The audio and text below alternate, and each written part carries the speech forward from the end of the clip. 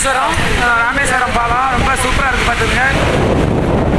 காசி ராமேஸ்வரம் அப்படி காசிக்கும் ராமேஸ்வரத்துக்கும் எந்த சம்மந்தமும் இல்லை. காசி வந்து காசியில் இருக்குது, இது வந்து ராமேஸ்வரம்.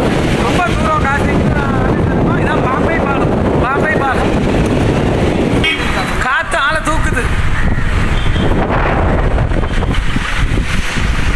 ஸோ ஃபுல்லாக பார்த்தீங்கன்னா கருடன் ஒசக்க வந்து ஃபுல்லாகவே கருடன் தான்.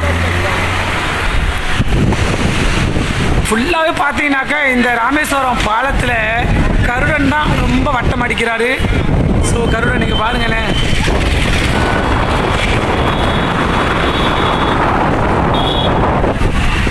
பாருங்க, 1 இல்லை 2 இல்லை 1000 கருடன் வட்டம் அடிச்சுக்கிட்டு இருக்காரு. இதுதான் ராமேஸ்வரம் பாலம். எவ்வளோ அழகாக இருக்குது பாருங்கள், வர்ணிக்க வார்த்தையே இல்லை.